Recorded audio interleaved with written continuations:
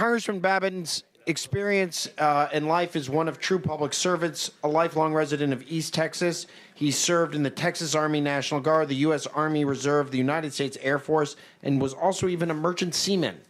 He's combined his love of infrastructure and love of country to serve on the U.S. House of Representatives, on the Committee of Transportation and Infrastructure, and on the Committee of Science, Space, and Technology. As the Undersecretary pointed out, infrastructure is expanding into outer space, quite literally. The author of the brand new Municipal Infrastructure Savings and Transparency Act. It is my great honor and privilege to introduce Congressman Babin. Thank you for joining us Thank today. you, Aaron. Thank you very much. Thank you very much. Great to be here with you this morning, and appreciated the questions, so pertinent to what I'm getting ready to talk about, and Cal alluded to it. But great to be here. Thank you for having me. I was a dentist for 37 years, but now my job is to come up here and represent about 750,000 people in the district that I represent, 36. I believe that the legislation I'm here to talk to you about today, H.R. 5310, the Municipal Infrastructure Savings and Improvement Act, is a fulfillment of my duty and what I'm doing in Congress. I must say, though, as I wrap up here, I'll have to head to the airport to go back to my district, and I'd like to begin telling you a little bit about my district, if you don't mind. I'm actually only the second person to represent the 36th District of Texas, since it was one of 4 new congressional districts in Texas that were added after the last census. And I found that it's a good way to explain to people in Washington just how fast our state of Texas is growing. It's truly a phenomenon. The district has 9 counties stretching from the industrialized eastern edge of Houston, the Port of Houston, Johnson Space Center, all the way over to the Louisiana line where we have rice farming, and north up into the old timber Charlie Wilson country of timber-producing counties, where my wife Roxanne and I have lived for 40 years now, raising our 5 children, and now spend as much time as we can with our 14 grandchildren. There are a lot of things in my district that you can't say about any other district. First, we now have the rather infamous record of the most rainfall, approximately 55 inches, from a single weather event ever as a result of Hurricane Harvey. Now we have a new continental record that we can point to our district and proudly say that we were inundated at one time. And for those of you from cold weather states, I want to kind of give you a picture of just how much rain this is. Picture that as 40 feet of snow piling up in your driveway.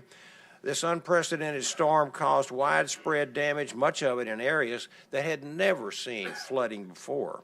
There's been a massive recovery and rebuilding effort.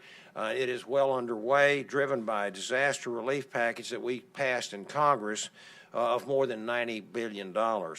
Another aspect of my district that we're happier about is that we have more petrochemical refining facilities and manufacturing capacity than any district in the country. More than 150 facilities employing thousands of my constituents. And these facilities build the plastic, the vinyl, and composite products that we use every day and ship all over the world out of places like the Port of Houston, as I said, that I represent, and along with 3 other ports that I represent. Why do I mention these 2 things? On the first, there already are and will continue to be massive investments by the federal government in public works and infrastructure projects. And second, under current law, regulation, and precedent, these innovative products that are made there in my district are often completely shut out of being considered for use in many of these projects. The Municipal Infrastructure Savings and Improvement Act that we have just dropped yesterday is only 3 pages long. It's not long.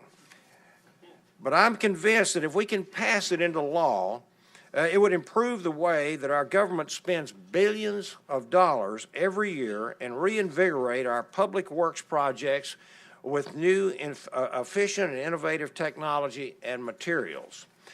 The way that we do this is very, very simple.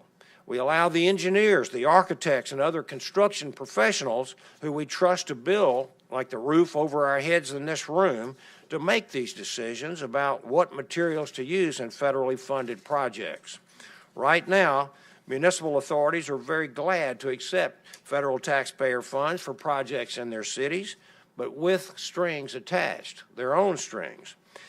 These municipalities severely limit which supplies and materials can be used for these construction projects, deciding beforehand what gets used and preventing innovative new products from even being considered.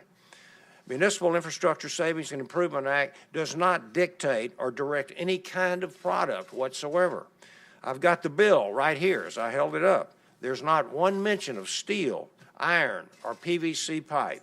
All it says is to let the project managers decide what is best, and explicitly guarantees that these decisions are made by the professionals and not by politicians. This bill is about transparency and a commitment to innovation. I'm willing to bet that most Americans are unaware that local politics are in a semblance crippling innovation, driving up the cost of infrastructure projects and making those projects less efficient.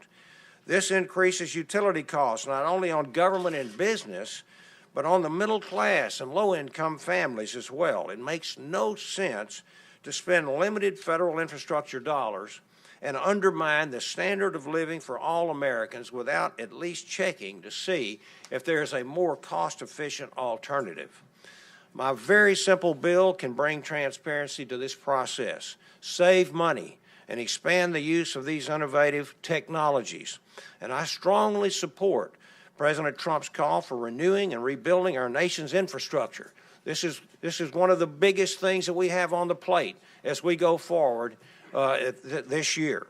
And on the Transportation Committee on which I serve, it will be our responsibility to get these bills to the floor that accomplish that goal. The Municipal Infrastructure Savings and Improvement Act is exactly the type of legislation that I think we need to balance reasonable federal investment with reforms to get these projects built ahead of time and to last. So I want to thank you again for having me here, and I'll take just a few moments, if you don't mind. I've got to scoot to get to the airport, but we will take a question or two, if that's okay. How about my scheduler is sitting here right in front of me. And she's going like that, so I'll take a question if anybody has any. Wow, I covered the whole field. Right. Aaron. I'll jump in, Congressman. If your bill were enacted into law, what do you see as the major benefit of it, and to whom will that benefit subscribe? Who's going to be the winner in here, and who's going to be the loser? The American taxpayer will be the winner. I don't see a loser here. I really don't. I think it's going to be a fairness and a competition issue and aspect to this thing that will let, as I said, let the professionals decide the types of materials we're going to use. If it's a proven material, if it's a cheaper material, then I think that will be passed on to the taxpayers. Pure and simple. We got one in the back. Congressman, great to see you. Thank you. I wanted to ask you a question about the infrastructure bill and how it relates to the reform of the tax code. The infrastructure bill intends to devolve much of infrastructure funding to state and local governments, but obviously the change in the tax code may have an impact on state and local governments' ability to raise funds, given the reduction of the cap on state and local taxes from personal income perspective. How do these issues of devolution of infrastructure spending and the tax code relate to each other? That's a good question. I appreciate it. It won't hurt Texas at all because we don't have those kind of state and local tax issues. But I do know that there's a hurdle there for those states that are capped on allowing their citizens to deduct these. I think in the long run, if you look at in the grand scheme of everything, if we can pass along these tax savings to the citizens, I believe it's going to outweigh any limitation on what they're going to be able to deduct. I really do. Only time will tell I had actually a text back and forth with Chairman Brady this very morning. It had to do with a health care issue and aspect, but I think that we're going to see that this Tax and Jobs Act are going to be a great benefit to almost every single American, and I think even those high tax states. I don't know where you're from, but I assume you're from one of those states. That we'll see a benefit. Time will tell. Okay? All right. Thank you.